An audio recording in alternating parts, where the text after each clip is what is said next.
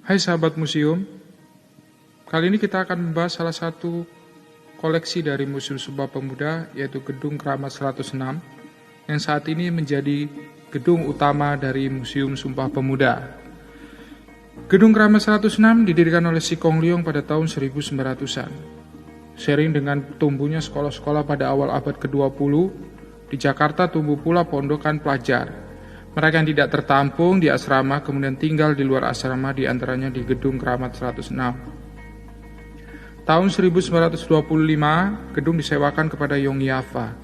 Selain menjadi tempat tinggal, gedung ini kemudian menjadi tempat berkesenian, tangan siswa, dan diskusi politik. September 1925, Gedung Kramat 106 dijadikan kantor Perhimpunan Pelajar-Pelajar Indonesia, disingkat PPPI, dan kantor redaksi majalah PPPI Indonesia Raya. Tahun 1927, gedung ini karena sudah dihuni oleh pelajar dari berbagai suku bangsa, di antaranya Sumatera, Sulawesi, Madura, Ambon, dan lain-lain, pada akhirnya diberi nama Gedung Indonesia Clubhouse, disingkat IC atau Gedung Pertemuan Indonesia.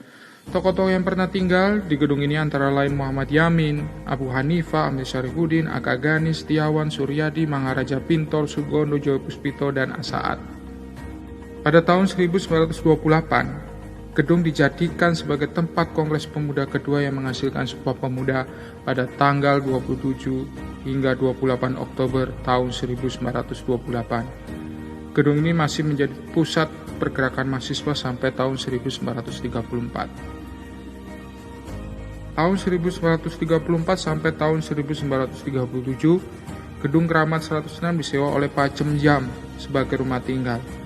Tahun 1937 sampai 1951, gedung kemudian disewa oleh Lo Ching Chu, digunakan sebagai toko bunga. Dan pada tahun 1948 sampai 1951, gedung diversikan sebagai hotel dengan nama Hotel Hersia. Masa revolusi fisik, Gedung Kramat dijadikan markas pemuda pejuang. Tahun 1951 sampai 1970, gedung disewa oleh Jawatan Bea dan Cukai untuk perkantoran dan penampungan karyawan.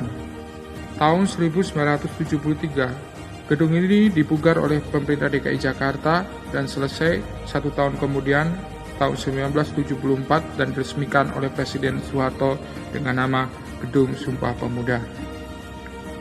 Pada 16 Agustus 1979, pengelolaan Gedung Kramat 106 diserahkan kepada Departemen P&K dengan keluarnya SK Mendikbud nomor 029-O/1983 tanggal 7 Februari 1983. Gedung Sumpah Pemuda dijadikan UPT di lingkungan Direktorat Jenderal Kebudayaan dengan nama Museum Sumpah Pemuda.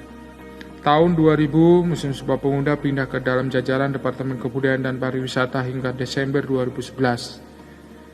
Awal tahun 2012, pengelolaan Museum Sumpah Pemuda kembali diserahkan kepada Kementerian Pendidikan dan Kebudayaan hingga saat ini.